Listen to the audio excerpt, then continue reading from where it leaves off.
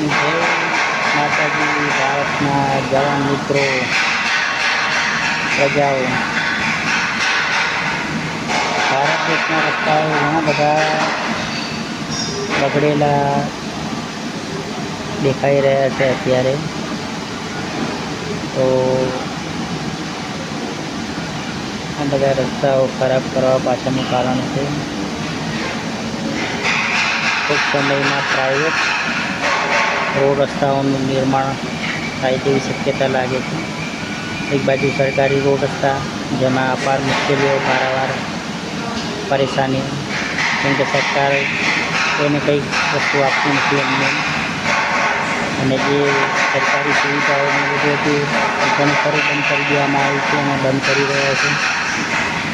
તો આ રોડ રસ્તાઓ બી કેમ એ લોકો બનાવે, ગરીબ લોકો કે રાહદારીઓ માટે કે પ્રજાજનો માટે, એ લોકોને એક પ્લાનિંગ મગજમાં ચાલતું એવું લાગે છે.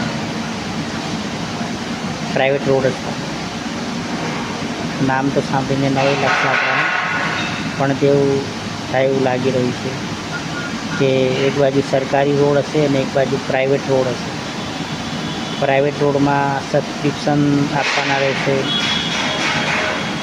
રિચાર્જ કરવાના રહેશે, પાસ કઢાવવાના રહેશે, પાસ, અને એ બાદ અથવા તો ટોલ ટેક્સ મૂકવામાં આવશે કે અંદર જાઓ એટલે ટિકિટ લેવી પડશે. 10-20 રૂપિયા 25 રૂપિયા જે ટિકિટ રાખો એટલે જેવો ભાવ, અને દરેક એમાં એક બહુ મોટું માળખું ઊભું થાય તેવું લાગી રહ્યું છે મને. એમાં કરોડો રૂપિયાની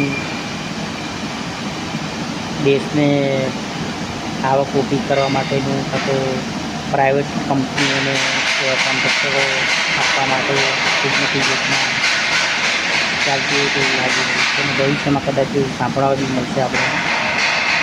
તો મિત્રો, તમને શું લાગે છે આ વિષય પર?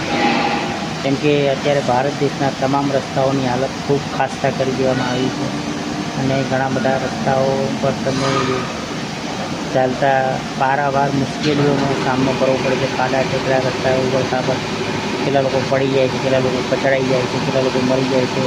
રોડ રસ્તાઓમાં મોટા મોટા હેવી વ્હીકલો કે જે નાના ટુ વ્હીલર ચાલકો કચડીને ચાલ્યા જતા હોય, રાહદારીઓ કચડી જતા હોય છે. ઘણી બધી મુશ્કેલીઓમાં લોકો જીવી રહ્યા છે. તો આ બધું કારણ એ જ હોઈ શકે કે ભવિષ્યમાં પ્રાઇવેટ રોડ અને રસ્તાઓનો કોન્ટ્રાક્ટ